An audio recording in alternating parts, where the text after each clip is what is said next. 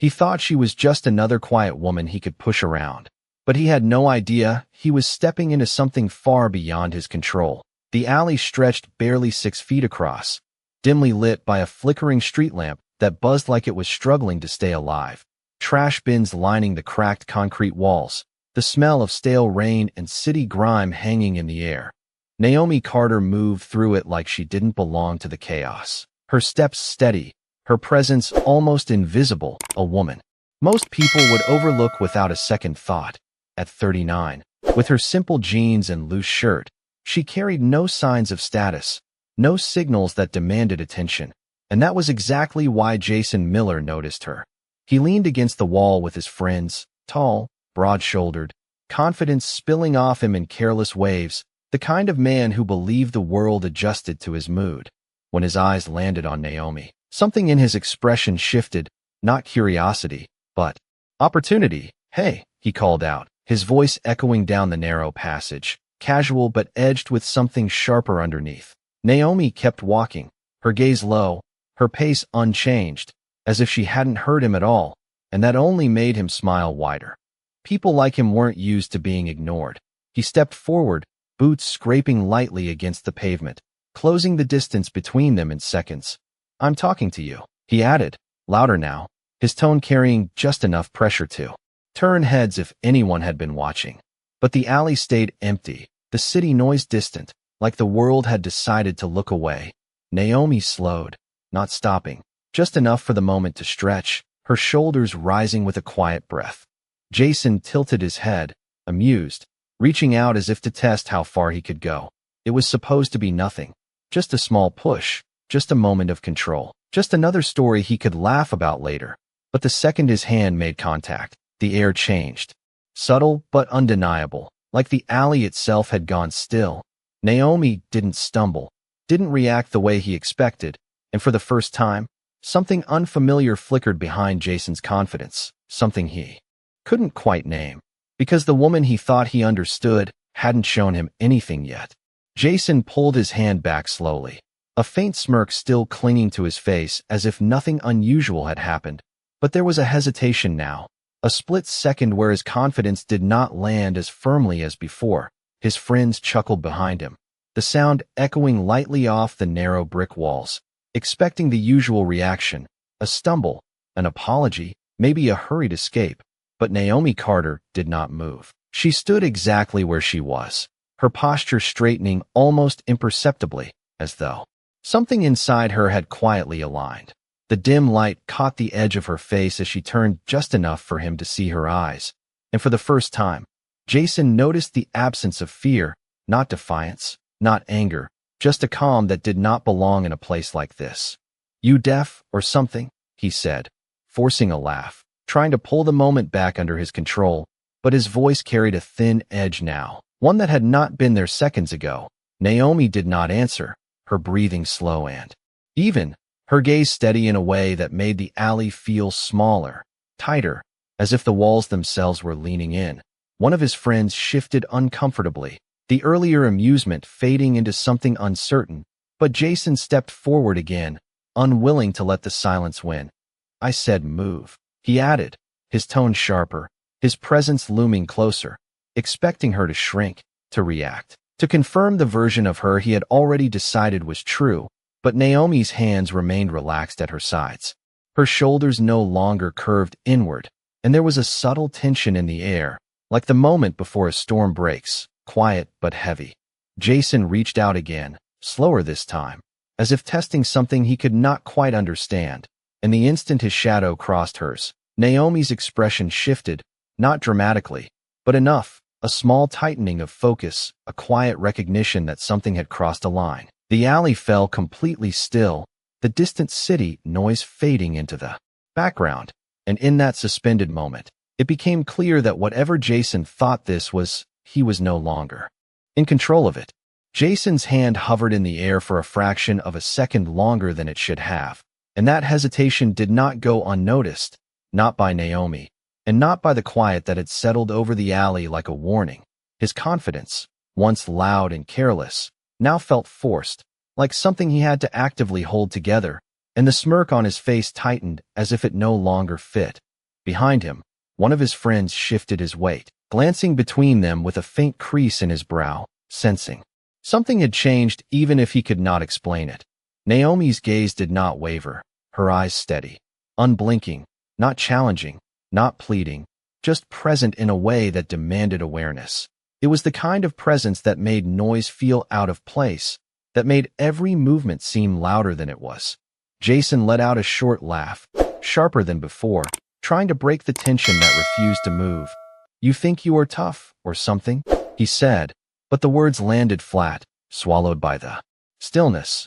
Naomi took a single breath, slow and controlled, and in that moment, something deeper revealed itself, not through words, but through the way she stood, balanced, grounded, like someone who had learned long ago how to remain calm when things turned unpredictable.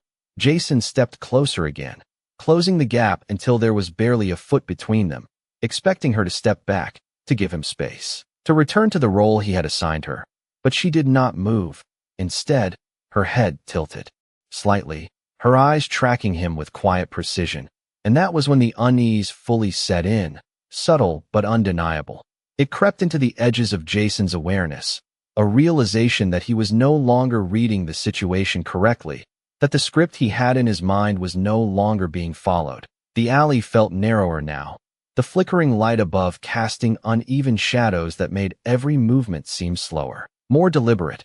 For a brief moment, Jason considered stepping back, resetting the situation, laughing it off, but pride held him in place. He reached out again, not as confidently as before, but enough to prove to himself that he was still in control, and the instant his hand moved forward, Naomi's posture shifted just enough to reveal something he had completely missed until now. Not aggression, not fear, but readiness. The kind of readiness that did not come from this moment, but from something long before it, something practiced, something real.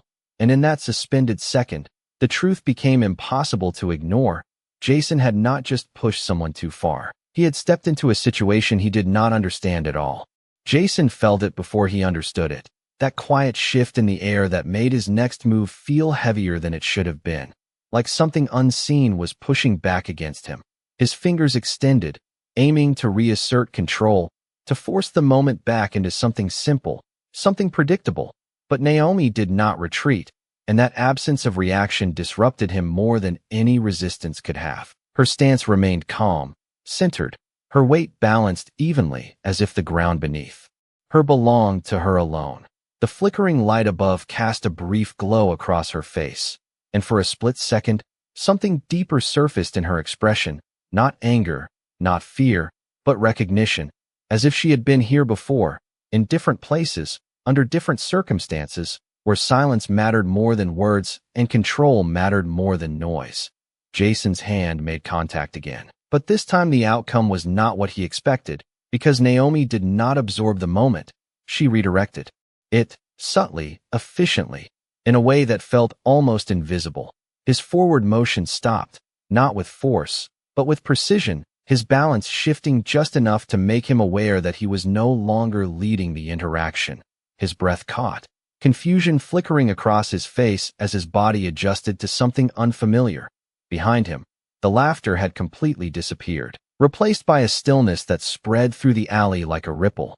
One of his friends took a step back, eyes narrowing, trying to understand what had just happened without seeing anything obvious. Jason pulled his hand away quickly, more out of instinct than decision, his confidence now fractured by a realization he could not yet fully process.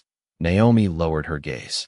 Slightly, not in submission, but in control, her movements minimal, deliberate, as if she was choosing exactly how much of herself to reveal. The silence stretched, thick and unbroken, until even the distant sounds of the city seemed to hesitate.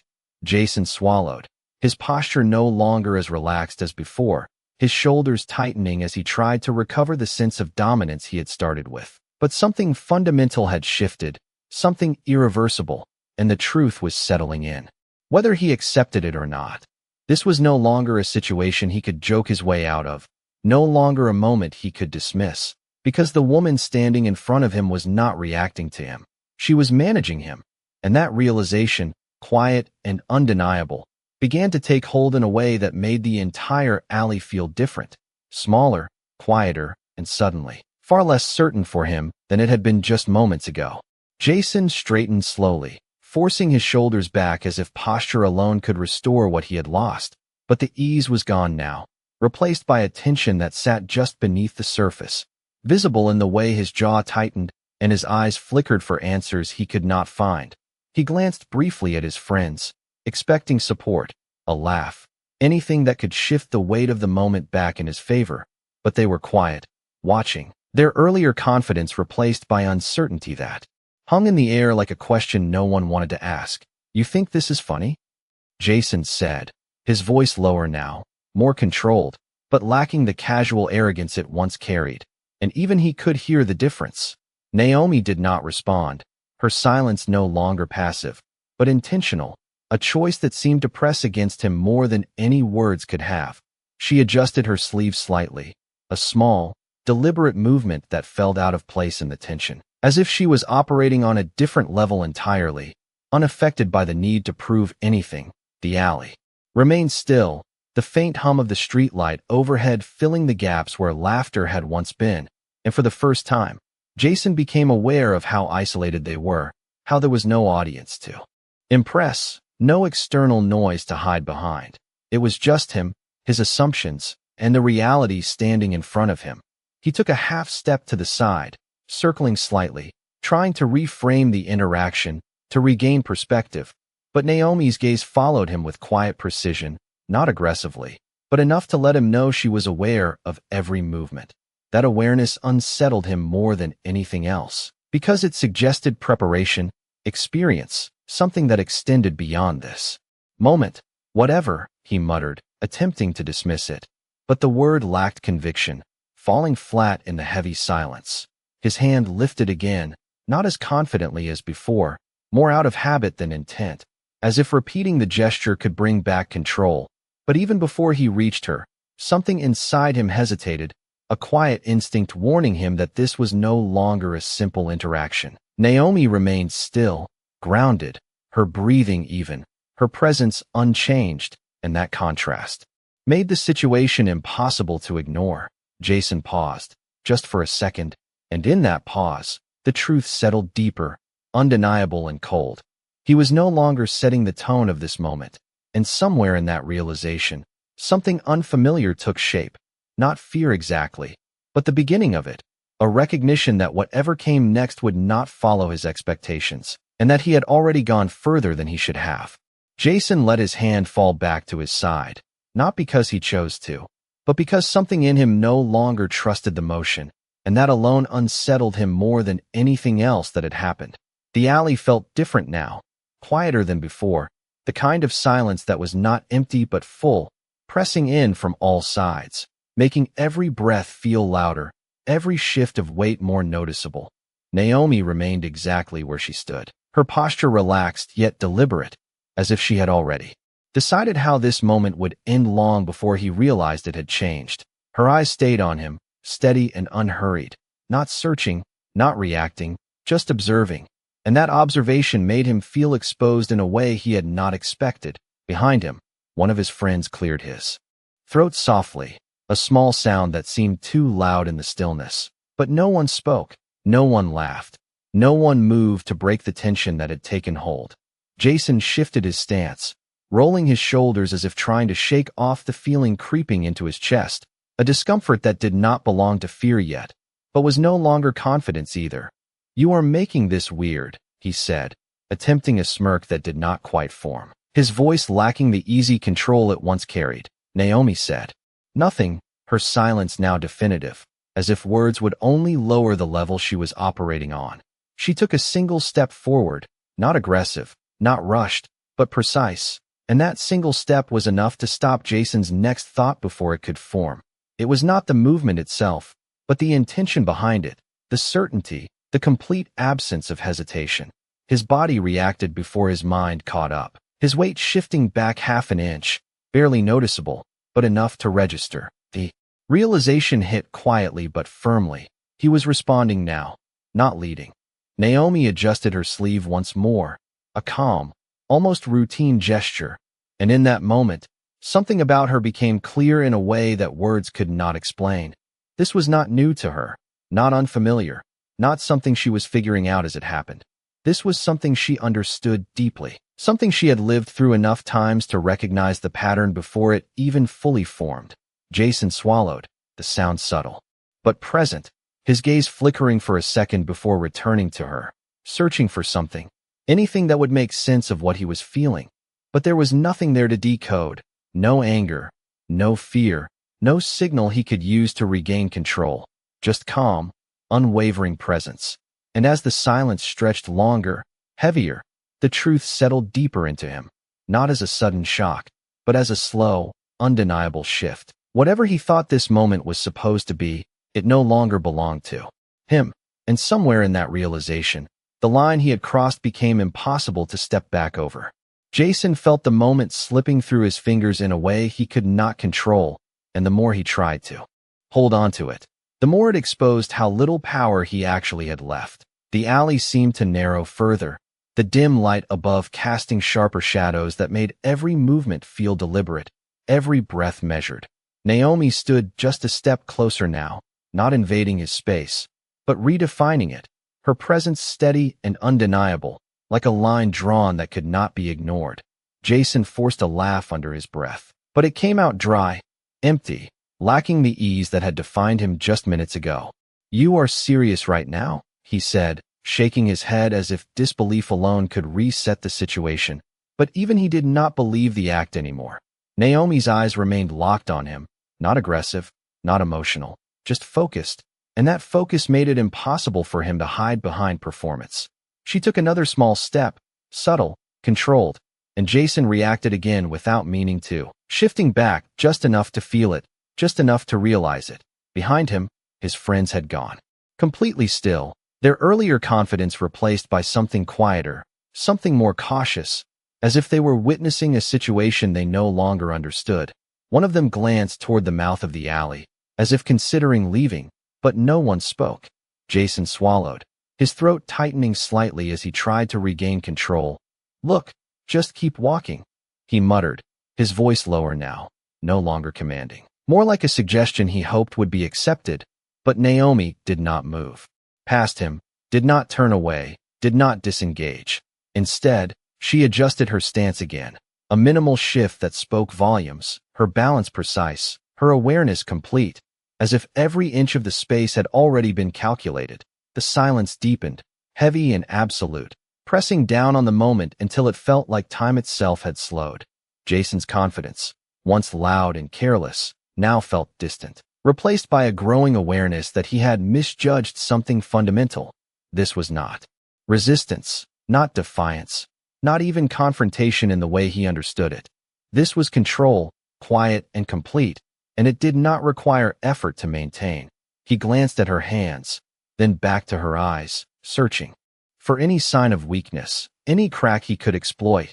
But there was nothing there, nothing he could read, nothing he could use. And in that realization, something shifted inside him, not all at once, but enough to matter, because for the first time since this began, Jason was not thinking about what he wanted to do next, he was thinking about what she might do. And that change, subtle but undeniable, marked the point where everything had already turned. The moment did not explode, it collapsed inward, tightening so sharply that every movement carried consequence. And before Jason could decide what to do next, Naomi moved, not fast, not dramatic, but exact. His reaching hand never found its target, redirected with such quiet precision that his balance shifted just enough to force him back a step. And that single step echoed louder than any impact ever could. The alley went completely silent, not a natural silence, but the kind that arrives when everyone realizes something irreversible has just happened. Jason froze mid-breath, his body catching up to a truth his mind was not ready to accept, while Naomi remained exactly where she was, calm, composed, as if she had only corrected something minor. Behind him, one of his friends muttered under his breath, another instinctively stepping back, their earlier confidence dissolving into something far more cautious. Jason straightened, but slower now, deliberate, like someone testing the ground after realizing it might not hold. "What was that?" he asked, But the words did not come out as a challenge. They came out as doubt. Naomi did not answer, her eyes steady on him. And in that silence, the realization sharpened. She had not reacted. She had managed him, controlled him, without effort, without emotion. Jason's shoulders tightened, his posture no longer relaxed, and for the first time, he did not try again. He simply stood there, aware that whatever just happened was only a fraction of what she could do. Naomi adjusted her sleeve once more, the same small gesture, but now it carried weight, finality, and then she shifted her stance slightly, not advancing, not retreating, just ending the moment on her terms. And that was when it hit all of them at once. This was never chaos, never a confrontation. It was control from the beginning, and Jason had mistaken silence for weakness far too late. No one spoke, not because they chose not to, but because something in the air made words feel unnecessary, even inappropriate. Jason stood there, his presence no longer filling the alley, his confidence stripped down to something quieter, something uncertain, and for the first time, he looked at Naomi not as someone beneath him, but as someone he did not understand. She lowered her gaze briefly, not in submission, but in closure, a subtle signal that the moment had already passed. Then she stepped forward, not around him, but through the space he had once controlled, and he moved without thinking, just enough to let her pass. That small movement did more than anything else could have. It told everyone watching exactly what had changed. His friends remained still, their silence heavier now, one of them shaking his head slightly, as if trying to process what they had just witnessed. Naomi walked away without hurry, her footsteps soft against the pavement, steady, unbothered, and, with every step, the tension she left behind only grew heavier. Jason turned slowly, watching her disappear toward the end of the alley. But he did not follow. He did not speak. He did not even pretend anymore. Because somewhere between the first push and this moment, something inside him had shifted in a way he could not undo. The laughter was gone, completely erased, replaced by a quiet understanding that